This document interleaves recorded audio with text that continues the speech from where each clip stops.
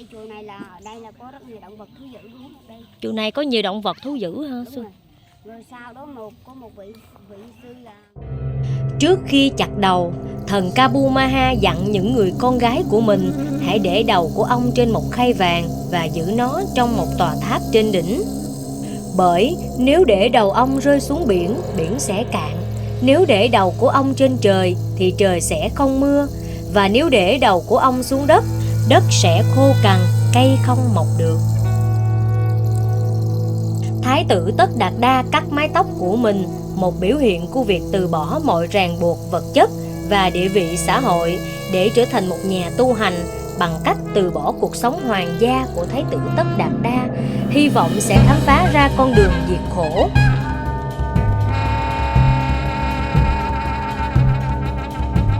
Chùa Khmer được xây dựng theo phái Nam Tông của Phật giáo Tiểu Thừa, cùng những câu chuyện tâm linh thật kỳ lạ.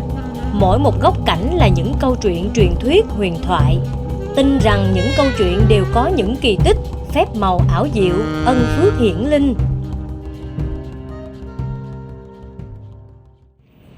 Cảnh vật ở đây đẹp quá chừng luôn nhà mình ơi. Đứng ở trên đây tôi rằng rất là nắng, nhưng mà những làn gió rất là mát nha nhà mình. Ngoài cảnh sắc thiên nhiên hùng vĩ, nơi đây cũng nổi tiếng là vùng đất địa linh với nhiều công trình kiến trúc tôn giáo đồ sộ. Chùa Tà Bạ là một trong những ngôi chùa của người Khmer nổi tiếng bởi vẻ đẹp độc đáo nằm ở vị trí đắc địa. Đến đây, mọi người cảm tưởng mình sẽ lạc vào chốn bồng lai đầy an nhiên. Chùa nằm ở đỉnh đồi của Tà Bạ, thuộc xã Núi Tô, huyện Tri Tôn, tỉnh An Giang. Chùa còn được người bản địa gọi là chùa núi hay chùa Chân Num, theo cách gọi của người Khmer. Đến đây, ngoài việc được chiêm ngưỡng kiến trúc độc đáo của chùa Tà Bạ, du khách sẽ được tận hưởng thiên nhiên xanh mát và tươi mới bởi ngôi chùa được xây trên đỉnh đồi cao 45 mét. Ngọn đồi nằm giữa cánh đồng hoang sơ và rộng lớn, như phần tô điểm thêm vẻ nguy nga cho ngôi chùa.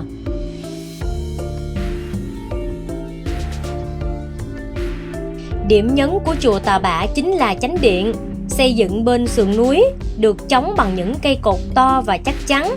Nhìn từ xa, ngôi chùa như đang lơ lửng giữa không trung.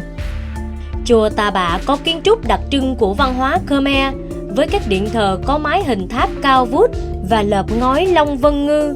Các bức tường hay cột chùa đều được chạm khắc hoa văn tỉ mỉ, tinh tế và lấy cảm hứng từ cuộc đời Đức Phật Thích Ca. Chúng ta có thể nhìn thấy trên tất cả các bức tường hay khắp các cột kèo, cánh cửa đều được các nghệ nhân người Khmer điêu khắc và trang trí bằng những hình ảnh được lấy cảm hứng chủ yếu từ cuộc đời của Đức Phật và đời sống cộng đồng của người Khmer, tạo nên nét độc đáo và rất thiêng cho ngôi chùa này. Chùa Tà Bạ là nơi tổ chức các nghi lễ tôn giáo của đồng bào dân tộc thiểu số Khmer. Ngoài chánh điện, còn có các công trình phụ như hỏa táng viện, bảo tháp, Phật cảnh. Điều đặc biệt, hầu như các công trình xây dựng đều do các vị sư trong chùa thực hiện. Chúng ta hãy cùng tham quan chánh điện của chùa Tà Bạ nhé. Nhìn tổng quan, bạn sẽ thấy ngôi chùa Tà Bạ này được xây dựng trên những cột bê tông chống đỡ cao lên đến hàng chục mét. Và điểm chung của tất cả các ngôi chùa Khmer đó là trong các chánh điện của chùa chỉ thờ Phật Thích Ca thôi, không có thờ Quan Âm hay các vị Bồ Tát nào khác.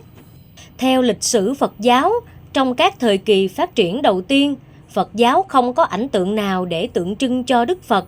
Sau khi Đức Phật tịch diệt, người sau chỉ gợi nhớ đến Đức Phật bằng cách tôn kính xá lợi. Nhiều thế kỷ sau đó, khi giáo lý của Đức Phật được truyền bá rộng rãi, hình ảnh của Đức Phật mới được tượng trưng bằng nhiều biểu tượng khác nhau. Ban đầu, các biểu tượng này đều xuất phát từ nghệ thuật Ấn Độ. Sau này, khi Phật giáo du nhập vào các quốc gia trên thế giới, tượng Đức Phật lại có sự biến đổi để thích ứng với nền văn hóa địa phương.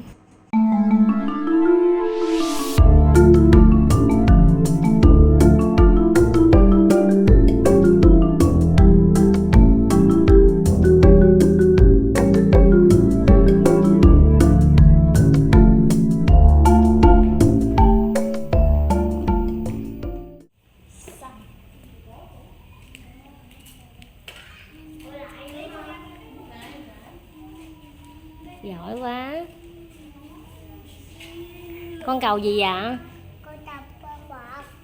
À, con cầu con vật hả? Cầu con vật sao?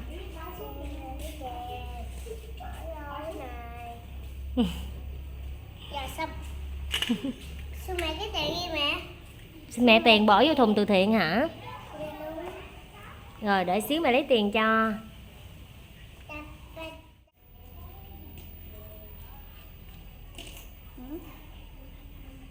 Giỏi quá.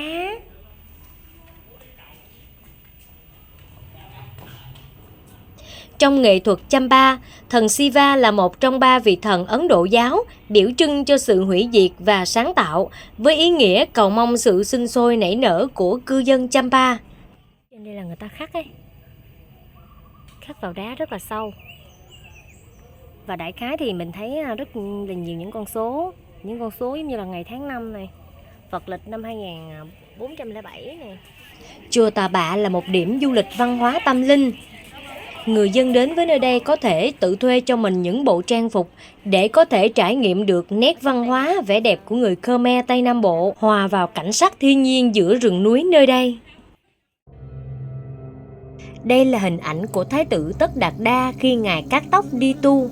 Thái tử Tất Đạt Đa đã quyết định từ bỏ cuộc sống hoàng gia để tìm kiếm sự giác ngộ và giải thoát khỏi đau khổ trong cuộc sống hoàng gia.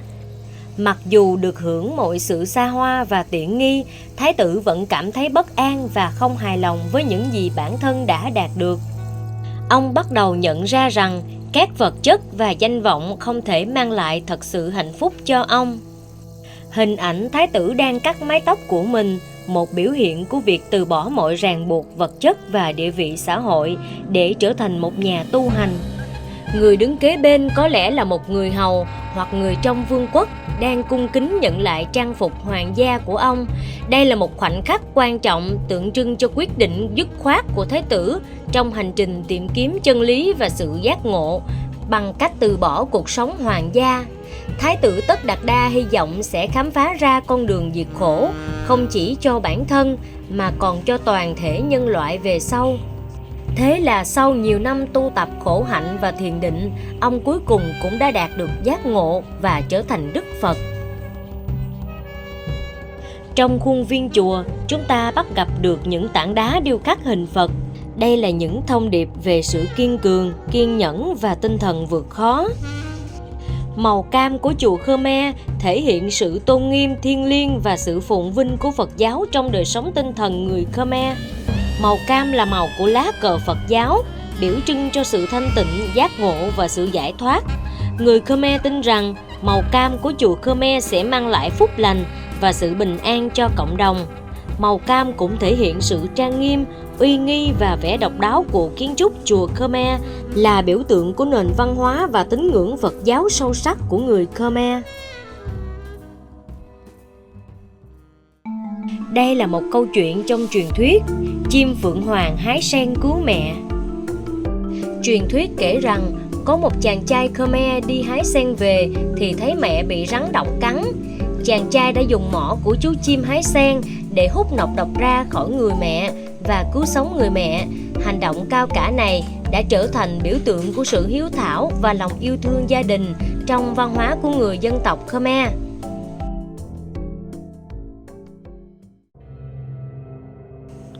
Mỗi một góc cảnh tại chùa Tà Bạ là những câu chuyện thần thoại ly kỳ khác nhau.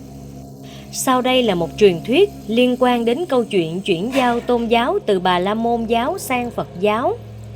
Xoay quanh câu chuyện đấu trí giữa Đại Phạm Thiên Kabu Maha và cậu bé thông minh Thomapa, một tiền kiếp của Đức Phật. Chuyện kể rằng ngày xưa có một cậu bé tên là Thomapa, rất thông minh. Khi 7 tuổi đã đem sự hiểu biết của mình truyền bá cho mọi người. Dân chúng rất thán phục và thích nghe cậu thuyết giảng. Tiếng đồn về tài trí của Thomapa chẳng mấy chốc vang đến thượng giới. Các vị thần cũng xuống trần xin nghe Thomapa thuyết giảng. Do vậy, những buổi thuyết giảng của thần Kapu Maha trên thượng giới ngày càng vắng vẻ. Thần Kapu Maha vốn có rất uy trên thượng giới, nay nghe ở trần gian có kẻ hơn mình nên rất tức giận.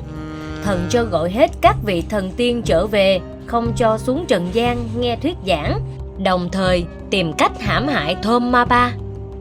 Thần đặt ra 3 câu hỏi và bắt Thôm Ma Ba trả lời trong vòng 7 ngày. Thần giao ước nếu cậu bé không trả lời được thì cậu phải dâng mạng sống của mình cho thần, và ngược lại, thần sẽ tự chặt đầu mình nếu Thôm Ma Ba trả lời chuẩn xác 3 câu hỏi. Thôm Ma Ba suy nghĩ suốt ngày đêm mà vẫn không tìm được lời giải đáp. Đến ngày thứ 6, chàng đi lang thang mệt mỏi, thất vọng, ngồi nghỉ dưới gốc cây thốt nốt, tình cờ nghe được lời giải từ 2 con chim đại bàng. Đúng hẹn, thần Kapu Maha tay cầm gươm vàng đáp xuống gặp Thôm Ma Ba. Chàng trả lời đúng câu hỏi của thần, thần thua cuộc, tự cắt đầu mình và tự sát. Trước khi cắt đầu của mình, thần căn dặn những người con gái của mình hãy để đầu của ông trên khay vàng, giữ nó trong một tòa tháp trên đỉnh, bởi nếu để đầu của ông rơi xuống biển, biển sẽ cạn. Nếu để đầu của ông trên không thì trời sẽ không mưa, và nếu để đầu của ông xuống đất thì đất sẽ khô cằn, cỏ cây không mọc được. Thần Kapu Maha cũng không quên khuyên các con gái của mình hàng năm thay phiên nhau xuống trần gian để bảo vệ người dân hạ giới và phù hộ cho một năm bình an, mùa màng bội thu. Từ đó về sau, hàng năm cứ đến ngày thần Kapu Maha cắt đầu, 7 tiên nữ con gái thần thay phiên nhau xuống trần gian, mang theo một mâm đầu của ông xuống núi, rồi quay quanh chân núi 3 vòng theo hướng mặt trời mọc. Người Khmer coi đó là ngày đầu tiên của năm mới.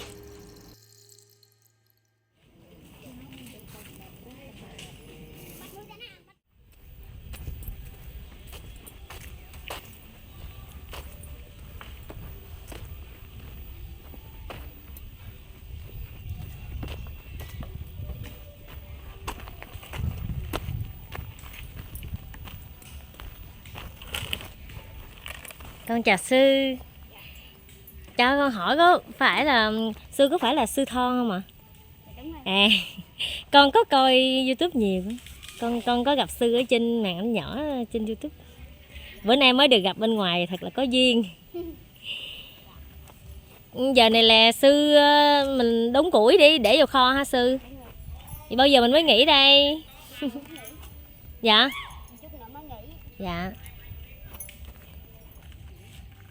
Ở đây là quang cảnh của chùa Tà Bạ, đằng sau khuôn viên chùa đó mọi người. Sư Thon á cũng rất là nổi tiếng khi xuất hiện trên các trang YouTube của các bạn YouTuber. Đây là quang cảnh đằng sau của chùa Tà Bạ là một nhà kho rất là nhiều củi. Sư lao động mà rất là chăm chỉ siêng năng. Bắt gặp được hình ảnh này rất là thân thương ở nhà mình.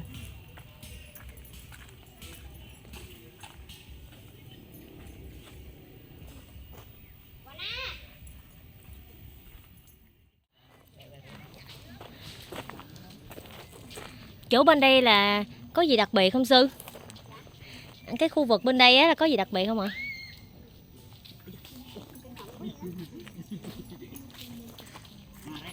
Mấy người dân người ta kể lại là ở đây hồi xưa là có một cái con công á. Dạ. Con công. Con công, dạ. Và nó đẻ trứng ở đây rồi. Hồi xưa trước khi mà chưa có xây chùa này là ở đây là có rất nhiều động vật thú dữ luôn ở đây. Chùa này có nhiều động vật thú dữ hả sư?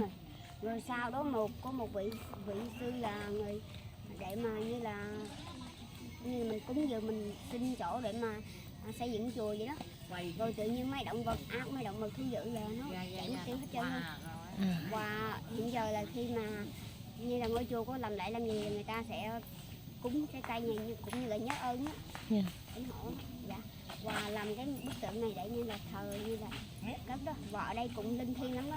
Nghe nói là có những người ta không có con có gì người ta cho đây xin cũng được luôn á. Là xin ở điện nào vậy sư? Cũng được, xung quanh ngôi chùa luôn. À. Dạ. Vậy là ở đây trong đây mình thờ rất là nhiều linh vật phải không sư? Một điều khá là tốt. Dạ, cảm ơn. Trong ngôi chùa này á, các sư thờ rất là nhiều linh vật và cũng tạc tượng của các linh vật ở trong chùa này. Đây, đường lên đầu khá là trong trên đó nha mình. Wow, đường rất là khó đi. Ta sẽ lên đây để tham quan khung cảnh trên đồi. Linh vật hổ đây. Nam Mô A Di Đà Phật. Con hổ là biểu tượng cho sức mạnh của niềm tin, sự chiến thắng mọi trở ngại và lời răn dạy từ bỏ tham sân si, ác nghiệp của đạo Phật. Người Ấn Độ tin rằng hổ có thể xua đuổi tà ma quỷ quái. Ngoài ra, theo Phật giáo, hổ còn là biểu tượng cho vị thần bảo vệ, trấn giữ bốn phương. Trên lưng của linh vật hổ ta thấy con cuốn chiếu rất là to này nha mình. Ôi trời, cuốn chiếu ở rừng núi mà nó to dữ thần trời. Ghê quá đó, bò. Quá trời nhiều chân. Ghê quá. Con công trong đạo Phật được xem là một biểu tượng cao quý và mang nhiều ý nghĩa tâm linh văn hóa. Trong truyền thuyết Phật giáo, con công được coi là hóa thân của Khổng Tước Minh Quân Bồ Tát. Vị Bồ Tát giúp tiêu trừ tai ách, khổ nạn, bệnh tật, ma quỷ để mang lại sự cát tường và như ý cho thế gian. Về ý nghĩa tâm linh, con công trong đạo Phật đại diện cho sự trong sạch, tinh khiết và được sử dụng cho các nghi lễ thanh tẩy. Chính vì vậy, con công được coi là một biểu tượng thiêng liêng, mang lại sự bảo vệ, may mắn, cát tường cho những ai tin tưởng và tôn trọng nó.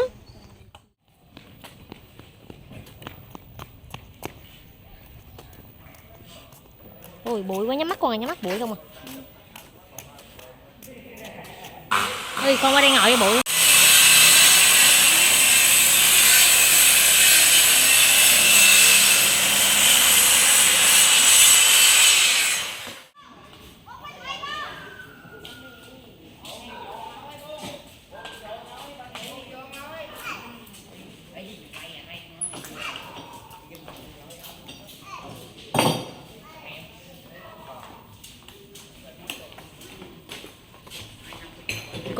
Củi về.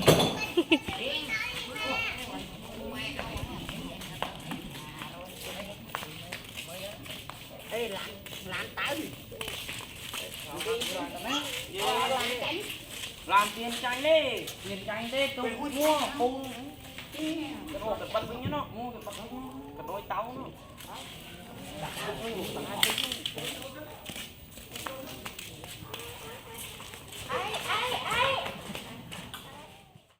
Một ngày tham quan chùa Tà Bạ thật là ấn tượng khi được ngắm cảnh thiên nhiên núi non hùng vĩ và lắng nghe những câu chuyện thật là ly kỳ của Phật giáo Nam Tông Khmer. Và tin rằng chùa Tà Bạ là một nơi rất là linh thiêng, đầy bí ẩn mà người dân luôn muốn tìm đến để khám phá. Đây là hướng đi xuống này nhà mình. Video của mình đến đây đã hết rồi. Xin được cảm ơn cô chú anh chị đã ủng hộ kênh đến tận cuối video nha. Cảm ơn mọi người rất nhiều. Hẹn gặp lại mọi người vào video sau. Oh, come, all ye faithful, joyful.